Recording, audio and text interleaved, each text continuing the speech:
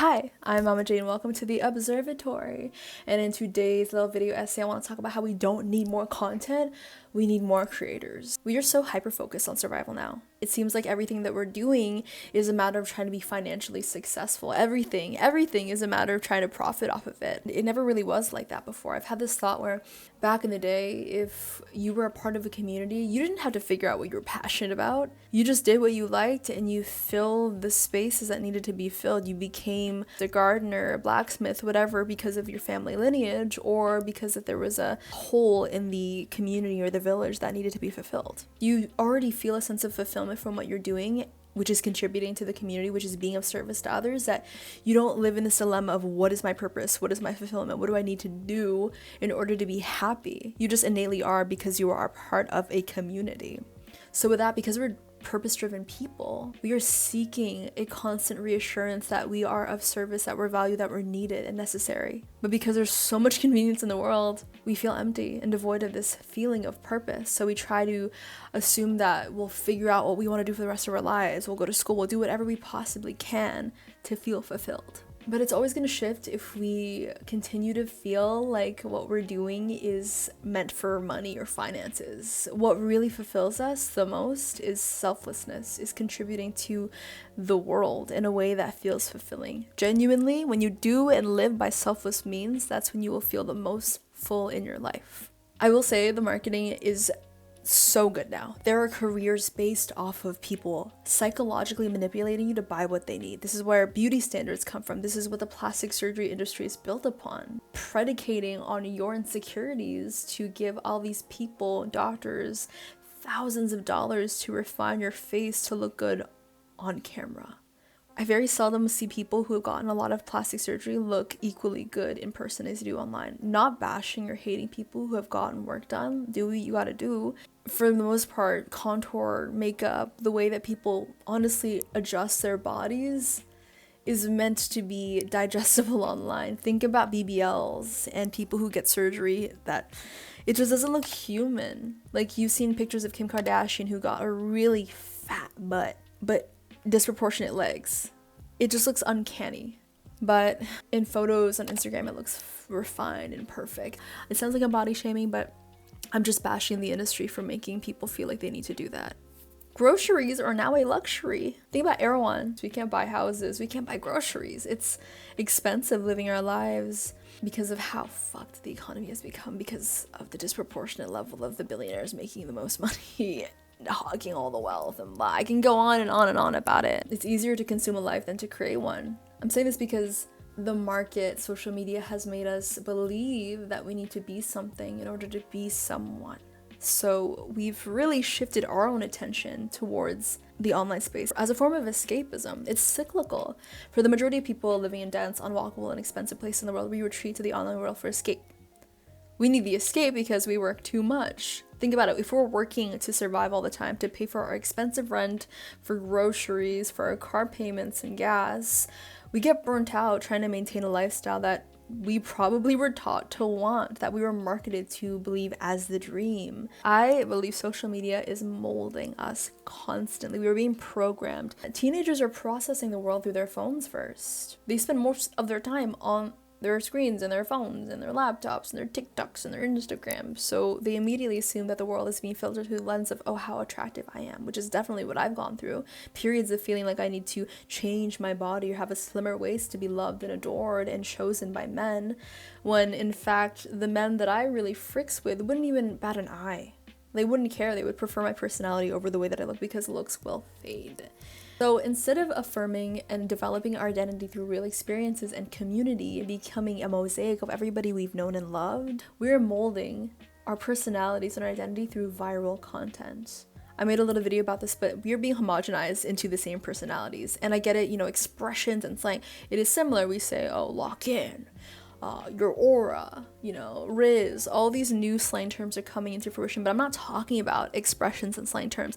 I'm talking about the people that are watching the same videos and spending all day on their phones and then regurgitating that exact same story or expressions that that person used and making it seem like they're their own. So this sounds like I'm hating and judging. It just makes me sad because we are becoming the same people. Instead of a slow drip of culture being fed into the population, into communities, into this generation, we are just regurgitating the same content over and over and over again.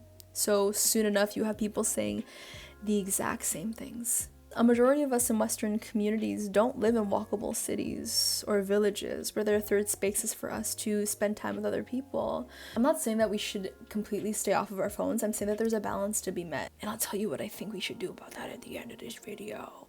Okay, this is kind of an insane thing to tell you about, but I was at a party in my early 20s. I'm in my late 20s now, I'm 28. When I partook in a journey and I was outside on the balcony on an air mattress looking at the sky. I closed my eyes for a moment. I saw in big block letters above this tesseract, freaking cubicle shape moving into itself. It said, "The internet is the Matrix." How trippy is that? If you watch The Matrix, it's just, yeah, that makes a lot of sense. We are no longer in our humanity. The internet is just another layer of the Matrix. We have to just wake up, people. We've been biologically programmed to be included in the community. We need it to survive, because if you were exiled, you'd either starve or get eaten. So we need to be included at all costs. If we're spending more time on our phones than with people, then we are without a doubt using social media as a way to be included. We'll lose weight, we'll look a certain way, we'll adjust our faces, our mannerisms, the way that we show up in the world, people please, because we think it'll leave us included. And this is why we compare ourselves all the time, because we are not focused on ourselves. I have this analogy of a child constantly seeing other people doing things or getting things that they want online that are cooler or better or prettier than them. And of course, they'll end up feeling inferior because their parent is not giving them any space, time, or attention. They're constantly like nagging, like, look at me. And then the parent is like, oh my God, you should wear these pants. You should do this thing. You should learn this dance or lose the weight. And then people will love you.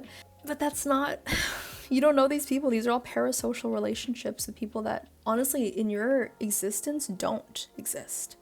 It is all a figment of your imagination, honestly. The way that we see things online, like, it's insane. I feel like this is the reason why it's insane to get starstruck by people we see online or on our TVs. It's like, oh my God, you're real. It's like Santa Claus. I can't believe you exist outside of this idea of you. And so now I have this idea of who you are, this famous person, Jennifer Aniston on Friends, as Jennifer Aniston in real life. Like, oh my God, you're so cool. I want to be your friend.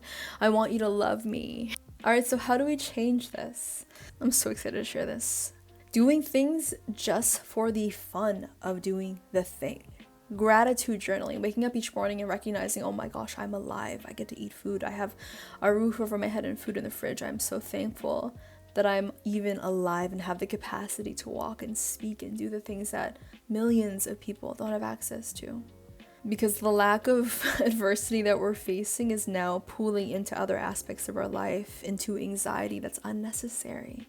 We're taught that we need to struggle or that we're not deserving of things, so we create these anxieties in our mind, I guess because we're just used to it. When you grow up in a familiar behavioral pattern, your brain always falls back into that behavioral pattern. It's like Pavlov's dog. I really highly recommend that we spend more time doing self-focused hobbies that bring us at the center of our attention and focus, like daydreaming or laying out in a blanket in a park, or genuinely just listening to music, just presence, bringing presence back into our lives. I believe we need to enter more third spaces or create them, like going to parks, having picnics, supporting cafes, bringing your work to a different environment entirely like that. Or create clubs with special interests through Facebook in your town and meeting in public libraries or cafes or parks. For me, I love film, so I actually developed a film club here in the city that I'm currently residing in Canada, BC.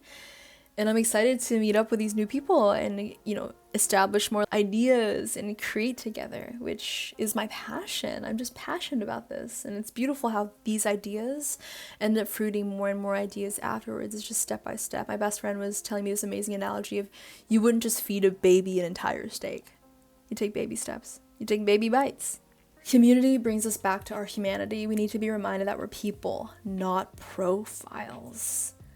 When we spend more time on our phone than with people, We have this idea of our personalities being able to be fragmented into a list of words, a biopic, photos, to curate this idea of who we think we are without actually giving us a space to just breathe and speak and be honest about who we are.